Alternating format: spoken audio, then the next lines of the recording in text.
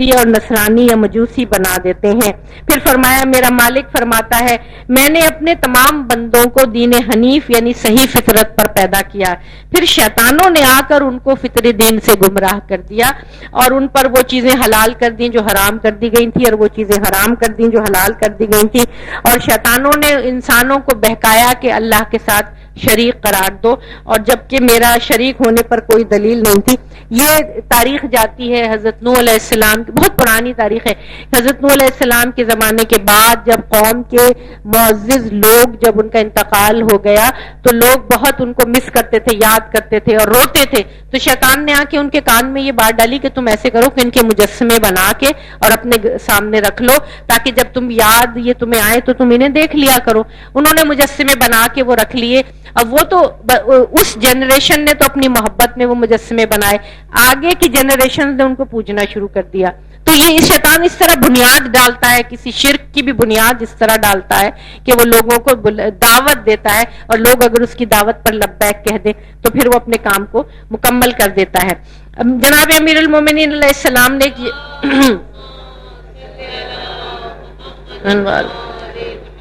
یہ بڑا خوبصورت اقتباس ہے کہ ایک یہودی عالم کے سوال کے جواب میں فلسفہ انسانی کے بارے میں یہ فرمایا۔ جب ہجرت کے بعد مدینہ میں یہودیوں کے ساتھ انٹریکشن رہتا تھا اور یہودی اپنی کتابوں کے عالم بھی تھے اور اس بات پر بہت فخر کیا کرتے تھے کہ ہمارا دین پرانا دین ہے، اور ہم وہ ساری باتیں وہ طرح طرح کے سوالات بھی آ کے کیا کرتے تھے تاکہ یہ ظاہر کریں کہ ہم بہت عالم ہیں، اور ان کا ایک طرح سے امتحان بھی لیتے تھے۔ تو میرے مولا سے جب پوچھا کہ فلسفہ انسانی کے بارے میں آپ ہمیں بتائیں، تو مولا نے فرمایا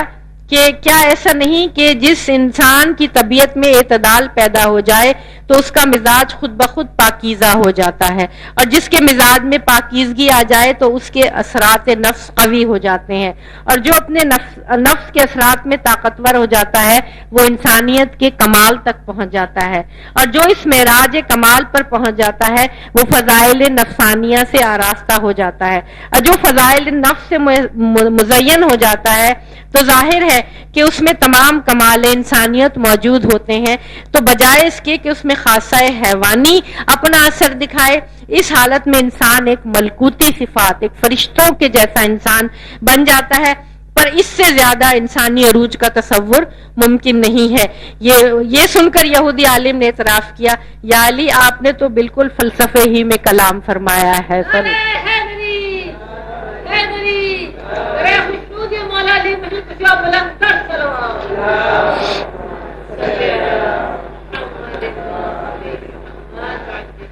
اب ہم اس حصے کا ترجمہ دیکھتے ہیں جہاں قوم سمود کا ذکر شروع ہوا تھا، تلاوت کا شرف حاصل کر لیا ہے۔ مثلا قوم سمود نے اپنی سرکشی کی وجہ سے ابدی حقیقتوں کو جھٹلایا۔ جب اس قوم کا سب سے زیادہ بدبخت اور شقی آدمی اٹھا، حالانکہ ان لوگوں سے خدا کے رسول یعنی حضرت صالح علیہ السلام نے یہ کہا تھا کہ اللہ کی اونٹنی اور اس کے پانی پینے کا خیال رکھنا، مگر انہوں نے خدا کے رسول کی بات کو جھوٹا سمجھا اور اونٹنی کے پیروں کو کاٹ ڈالا، پیچھے سے کاٹ ڈالا۔ اس پر ان کے پالنے والے مالک نے ان کی اس گناہ کی وجہ سے ایک ایسی آفت توڑی کہ اس بستی کو پوری زمین کے برابر کر ڈالا، اور خدا کو اپنے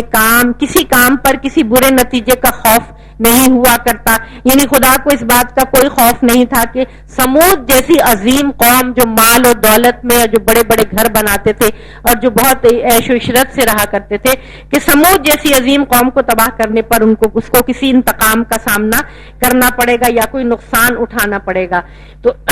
یہ ساری باتیں ہم نے اس میں دیکھی، تو اس میں ہمارے لیے عبرت کا بھی مقام ہے، اور جن قرآنی آیات میں عذاب الہی کا ذکر ہے اس میں قوم نوح پر جو ہے وہ سورہ یونس کی آیت نمبر 73 کہ یہ قومیں جنہوں نے سرکشی کی اور جنہوں نے اللہ تعالیٰ کے پیغمبروں کو جھٹلایا، تو اس میں ہے کہ لیکن انہوں نے جھٹلایا اسے تو نجات دے دی ہم نے اسے اور ان لوگوں کو جو اس کے ساتھ تھے کشتی میں، اور بنایا ہم نے ان کو زمین میں خلیفہ، اور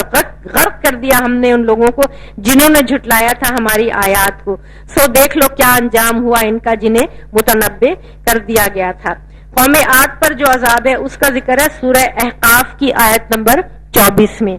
پھر جب انہوں نے عذاب کو دیکھا بادل کی طرح، قوم عاد کا عذاب جو تھا وہ بادل کی طرح آسمان کے کنارے میں پھیلا ہوا ان کی وادیوں کی طرف آتا ہوا، تو بولے یہ بادل ہے کہ یہ ہم پر برسے گا، وہ سمجھے بارش برسانے آ رہا ہے، بلکہ یہ تو وہ ہے جس کی تم جلدی بچاتے تھے، ایک آندھی ہے جس میں دردناک عذاب ہے۔ عاد ہلاک کیے گئے نہایت سخت گرجتی ہوئی آندھی سے، اور اس کا ذکر سورہ حاقہ کی آیت نمبر 6 میں بھی ہے۔ قوم سمود پر سورہ ہود میں بھی ذکر ہے،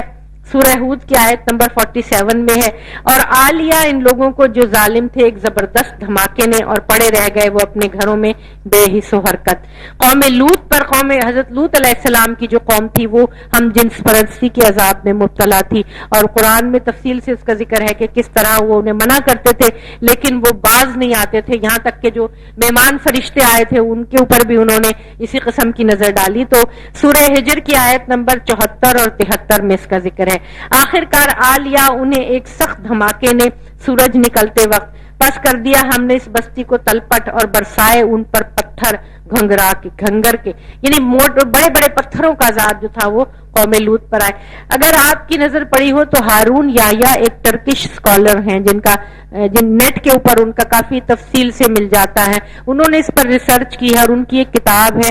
تباہ شدہ اقوام، اس میں انہوں نے تصویروں کے ساتھ جو کہ موجود ہیں، تصویریں میوزیمز میں موجود ہیں، اور ان مقامات پہ کہ کس طرح جب عذاب نازل ہوا تھا تو کچھ لوگ اسی طرح پریزرو ہو گئے، جیسے کہ کسی کے جن پہ زلزلہ آیا تو آتش فشاں کا جو لاوا تھا اس نے ان کو اسی کی طرح جیسے فریز کر دیا، پریزرو ہو گئے، اور وہ اسی کیفیت اسی حالت میں نکلے جس حالت میں ان پر عذاب آیا تھا۔ یہ تصویریں اس کتاب میں موجود ہیں، ہارون یحییٰ کی کتاب ہے، اگر موقع لگے ضرور دیکھیے گا، تباہ شدہ اقوام، اس نے تفصیل سے ڈیٹیل سے قرآن کے حوالے سے ان مقامات کی تصویریں بھی لی ہیں، ان سمندروں کی بھی، ان صحراؤں کی، ان پہاڑوں کی، ان گھروں کی بھی کہ جو بڑے بڑے پہاڑ کاٹ کے گھر بناتے تھے ان کی بھی، ارم ذات العماد جس کی قرآن میں ذکر کیا گیا ہے کہ وہ بڑے بڑے پہاڑوں کے کاٹ کے ان کی بھی تصویریں ہیں۔ اور ہارون یحییٰ کی اور بہت ساری کتاب میں جس میں انہوں نے حشرات الارض پر، جانوروں پر، فزکس پر، بایولوجی پر، باٹنی پر ریسرچ کی ہے، اور تصویروں کے ساتھ انہوں نے یہ بچوں کے لیے بڑی مفید رہتی ہیں کہ ان کو دکھانے کے لیے انہوں نے بڑا کام کیا ہے اس پہ۔ قوم شعیب پر کس طرح عذاب آیا، سورہ ہود کی آیت نمبر 94 میں، اور جب آیا ہمارا فیصلہ عذاب تو بچا لیا ہم نے شعیب کو اور ان لوگوں کو جو ایمان لائے تھے اس کے ساتھ اپنی رحمت خاص سے، اور آلیا ان لوگوں کو جو ظالم تھے ایک سخت دھماکے نے، پھر وہ پڑے رہ گئے اپنے گھروں میں بے حس و حرکت۔ یہ جناب شعیب علیہ السلام کی جو حضرت موسیٰ علیہ السلام کے سسر تھے، یہ ان کی قوم تھی۔ پھر فرعون پر سورہ آراف کی آیت 137 میں کہا گیا، اور تباہ و برباد کر دیا ہم نے وہ سب کچھ جو بنایا کرتے تھے فرعون اور اس کی قوم کے لوگ، اور جو انہوں نے چڑھا رکھا تھا۔ تو فرعون کے بارے میں تو ایک جگہ یہ بھی کہا ہے کہ ہم تیری لاش کو جو ہے وہ پریزرو کر کے رکھیں گے اور نشانی بنا کے رکھیں گے آنے والے لوگوں کے لیے۔ تو وہ نشانیاں جو ہیں وہ ابھی دنیا میں موجود ہیں۔ پچھلے دنوں قاہرہ میں میرا جانے کا اتفاق ہوا تو ان کے میوزیم میں جو فرعونوں کی ممیز اور جو نشانیاں دیکھی میں نے، اور جو فرعونوں نے اپنے آخرت کے سامان فراہم کیے ہوئے تھے کہ سونے کے اتنے بڑے بڑے باکسز ایک کمرے کے برابر، اس میں سونے کے پلنگ اور اس میں پلیٹیں اور برتن اور کھانے پینے کا سامان، اور اتنی دولت جو کہ ٹوم راڈر سے بچ گئی ہے، وہاں پہ جو ان کے احرام مصر میں انہوں نے اپنی دولت جمع کی ہوئی تھی وہ تو لٹیرے لوٹ کے لے گئے، لیکن جو بھی تھوڑی بہت بچ گئی، توتم خانم جو تھا ان کا بہت بڑا فرعون تھا جو بہت امیر تھا اور ینگسٹ تھا، اور اس نے اپنے بڑے ساز و سامان یہ کیے ہوئے، وہ میں اپنی آنکھوں سے دیکھ کر آئی ہوں، اور وہ دیکھ کے جو عبرت حاصل ہوتی ہے کہ جو اپنے آپ کو ربکم رب العلیٰ کہا کرتا تھا کہ میں اس دنیا میں تمہارا رب ہوں، اور اس نے اچھا دیکھیے اس سے یہ اندازہ ہوتا ہے کہ آخرت کی زندگی پہ ان لوگوں کا بھی یقین اور ایمان تھا، اور وہ یہ چاہتے تھے کہ جس طرح اس دنیا میں ہمارے تمام اختیارات ہمارے پاس ہیں اور عیش و عشرت کی زندگی اور حکومت اور اقتدار ہمارے پاس ہے، اس دنیا میں جا کے بھی یہ سب کچھ ہمیں حاصل رہے، تو وہ اپنی طرف سے یہ انتظام کرتے تھے کہ انہوں نے بڑے بڑے سونے چاندی کے پلنگ اور کرسیاں اور برتن، اپنی کنیزیں، غلام، زیورات اور یہ سب چیزیں جو تھیں وہ اپنے ساتھ رکھتے تھے کہ ہمارے ساتھ انہیں دفن کرنا تاکہ اس دنیا میں ہمیں یہ کام آئے، لیکن اس دنیا میں کوئی کچھ کام نہیں آتا۔ اب میں آپ کے سامنے ایک بڑی خوبصورت بات جو نفس کے حوالے سے ہے، اور اس کو میرے مولا نے کمیل ابن زیاد کو سمجھایا تھا کہ جب کمیل نے پوچھا کہ اے مولا میں چاہتا ہوں کہ آپ مجھے میرے نفس کی شناخت کروائیں، تو فرمایا کہ کمیل کس نفس کے متعلق چاہتے ہو کہ میں تمہیں شناخت کراؤں؟ کمیل نے عرض کی مولا کیا نفس ایک سے زائد ہے؟ ہم ابھی نفس کی پوری حقیقت سے واقف نہیں ہے، اور میرے مولا نے جو نفس کی ڈیٹیلز بیان کی ہے کہ ان کو ہم گہرائی میں دیکھنے لگے تو وہ ایک عجیب و غریب ہمارے سامنے تصویر آتی ہے۔ تو مولا نے فرمایا کہ ہاں 4 ہیں، نامہ نباتیہ، حسیہ حیوانیہ، ناطقہ انسانیہ، کلمہ الہیہ۔ میں نے لوگوں کی اپنے کلاس فیلوز کی فرمائش پہ نا اس کا انگریزی ترجمہ بھی کر دیا تھا کہ جن کو ذرا سمجھنے میں اگر مشکل پیش آئے۔ نامہ نباتیہ جو ہے نا وہ بوٹینیکل آرگینزم ہے، اور حسیہ حیوانیہ ہے اینیمل سینسوسنس ہے،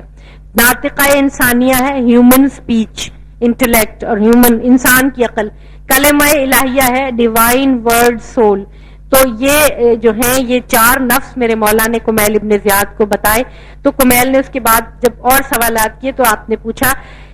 ان کے لیے 5 طاقتیں ہیں، یہ جو ہر نفس ہے ہر نفس کی 5 طاقتیں ہیں جو کہ دوسروں سے مختلف ہیں، الگ الگ ہیں۔ اس لیے ہم دیکھتے ہیں نا کہ انسان اگرچہ کہ بظاہر تو سب وہی اعضاء و جوارے رکھتے ہیں لیکن ایک دوسرے سے کتنے مختلف ہیں طبیعت میں، عادت میں، مزاج میں۔ تو یہ جو ہے یہ نفس کی خوبیاں میرے مولا نے انہوں نے بتائی ہیں جن کو باب مدینۃ العلم ہونے کا شرف حاصل ہے۔ اللہم صلی علی محمد۔ 5 طاقتیں ہیں۔ نامہ نباتیہ کی قوتیں یہ ہیں ماسکہ، جاذبہ، دافعہ، ہاضمہ، مربیہ۔ یہ 5 طاقتیں جو ہیں وہ نامہ نباتیہ کی ہیں، اور اس کی جو ہے راکینس، ability to absorb, ability to repel, ability to digest, ability to grow, یہ نامہ نباتیہ کی یعنی کہ جو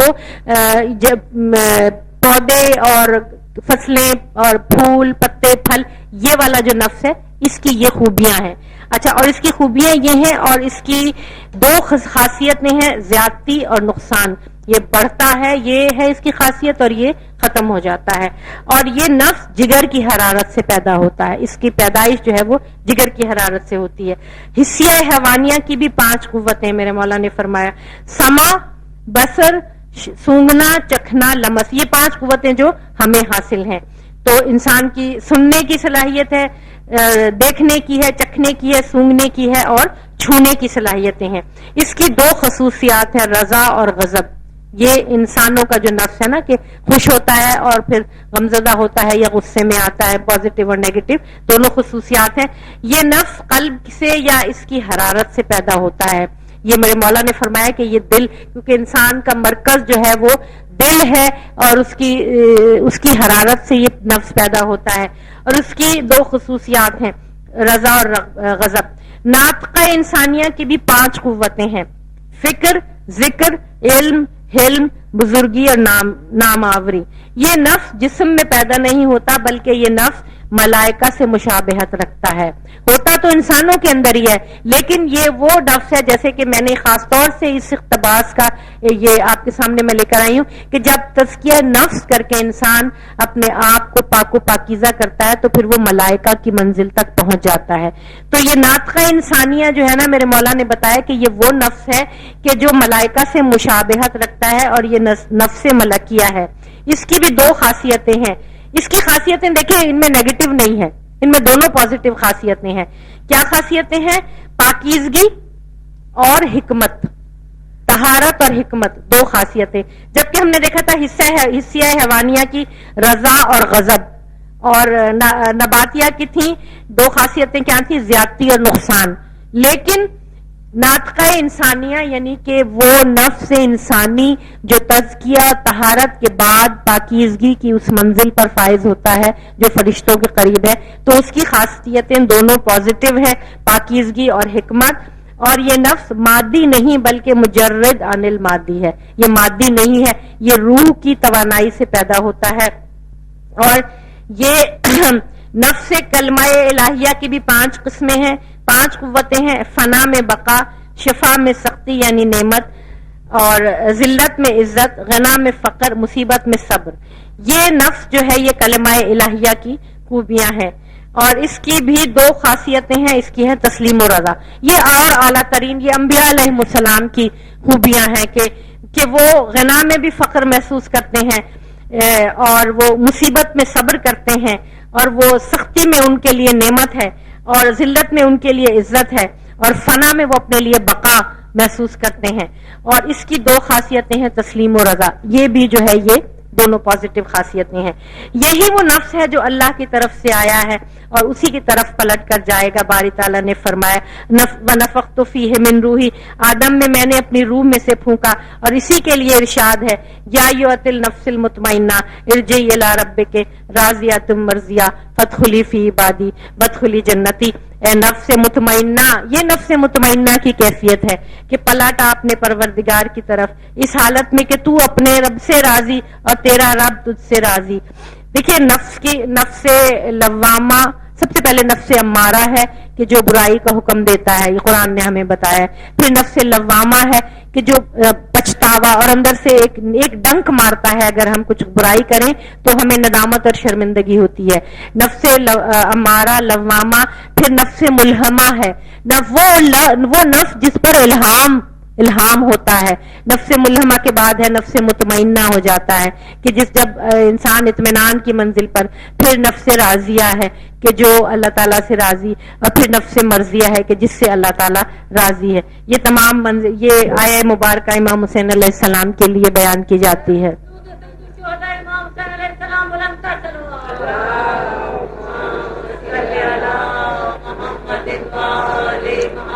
اب جو اہم ترین بات ہے وہ یہ ہے کہ جو چاروں نفسوں کا ذکر میں نے آپ کے سامنے پیش کیا،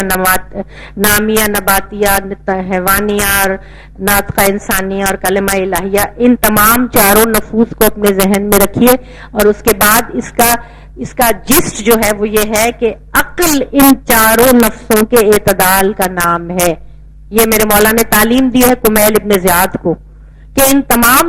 نفس جو تمہارے اندر موجود ہیں ان کے درمیان اعتدال پیدا کرنا عقل انسانی کا کمال ہے. اور عقل تمہارا بہترین ساتھی ہے. انسان کے لیے کہا گیا کہ عقل تمہارا بہترین ساتھی ہے کہ حضرت آدم علیہ السلام کے پاس تین چیزیں آئیں، عقل، حیا اور ایمان. اور پوچھا، ان سے کہا گیا کہ ان میں سے ایک کا انتخاب کر لو. تو حضرت آدم علیہ السلام نے عقل کا انتخاب کر لیا. تو حیا اور ایمان سے کہا کہ اب تم چلے جاؤ. تو حیا اور ایمان نے کہا کہ نہیں، ہمیں حکم ہے کہ جہاں عقل رہے گی ہم اس کے ساتھ رہیں گے. تو عقل کے ساتھ حیا اور ایمان خود بخود آ جاتے ہیں. تو عقل ان چاروں نفسوں کے اعتدال کا نام ہے کہ میرے مولا نے حکم دیا کہ ان تمام نفسوں کے درمیان اعتدال قائم کرو، کیونکہ یہ تمہارے جسم کی نشو و نما، جس میں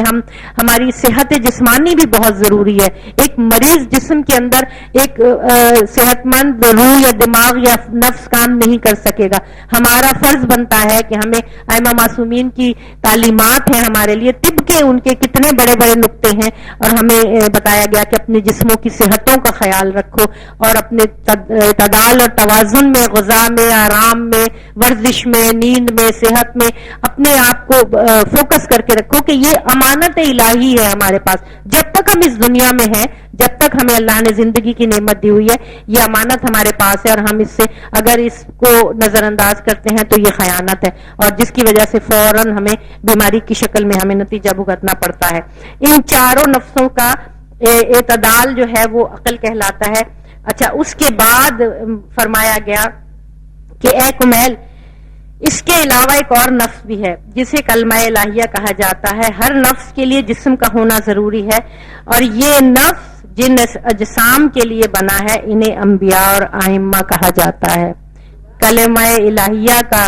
جو نفس ہے وہ ائمہ معصومین، انبیاء معصومین، ان کے لیے مخصوص ہے کہ وہ قوت جو ہے وہ انہی کے اوپر،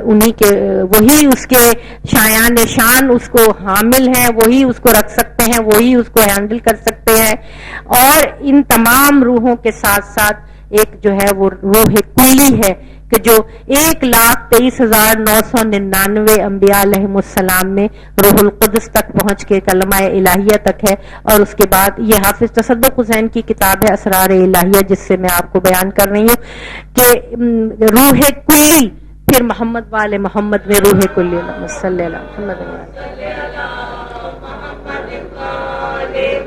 جو ان کو تمام مخلوقات سے افضل کرتی ہے، جو ان کے تمام مخلوقات کے اوپر جو ان کا درجہ، اول ما خلق اللہ نوری اللہ انا و علی من نور واحد، اور کس طرح بتایا گیا کہ یہ نور سب سے پہلے خلق ہوا، 70,000 سال جو تھا یہ فلاں اس میں حجاب میں رہا، اس کے بعد وہ فلاں اس میں رہا، اس کے بعد وہ عبادت میں رہا، اس کے بعد جب وہ سجدے میں گرا تو اس کو دیکھ کر فرشتوں نے جانا کہ یہ مخلوق ہے، فرشتوں نے جب وہ سجدے میں گرے تو دیکھ کر جانا کہ یہ مخلوق ہے، ورنہ وہ نور جو تھا اس کی چھوٹ اور اس کی چمک اور اس کی روشنی اتنی تھی کہ فرشتے حیران ہوتے تھے کہ یہ کون سا نور ہے۔ یہ وہ نور تھا جو میں اس وقت بھی نبی تھا جب آدم آب گل کے در منزلیں طے کر رہے تھے، تو یہ میرے مولا کا وہ نور اور یہ وہ ان کی وہ نفس کی وہ قوت ہے کہ جو قرآن کی حامل ہے، وہ قرآن کے اگر پہاڑ پر نازل کر دیا جائے تو پہاڑ ریزہ ریزہ ہو جائے، اور وہ قلب محمد کی قوت کہ جس نے قرآن کو اپنے اندر سمویا اور اس کو کس طریقے سے دھیمے دھیمے ٹھنڈی ٹھنڈی روشنی کی صورت میں دنیا کے سامنے پھیلایا، جو آج تک ہم سب کی فلاح و بہبود کا ہدایت کا سامان بنا ہوا ہے۔ سورہ مومن کی آیت نمبر 57 میں کہا گیا لَخَلَقَ السَّمَاوَاتِ وَالْأَرْضِ أَكْبَرُ مِنْ خَلَقِ النَّاسِ وَلَكِنْ أَكْثَرَ النَّاسَ لَا يَعْلَمُونَ، کہ تم اکثر لوگ نہیں جانتے کہ اللہ تعالیٰ کی تخلیق میں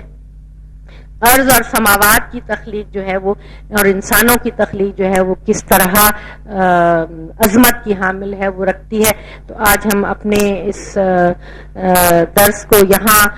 اس مقام پر ختم کرتے ہیں اور اس دعا کے ساتھ کرتے ہیں کہ پروردگار تو ہمارے نفسوں کو پاکیزگی اور طہارت کی توفیق عطا فرمائے، تجھے واسطہ سورہ والشمس کا کہ ہم اس منزل پر پہنچیں کہ جہاں ہم ایک قدم اٹھائیں کہ جو ہمارے تزکیہ نفس کے لیے ہمارے لیے مددگار ثابت ہو، اور ہمیں اپنے آنے والے دنوں میں بہتر سے بہتر منزل کی طرف رواں دواں ہو کہ میرے مولا نے فرمایا کہ مومن کے 2 دن ایک جیسے نہیں ہوتے،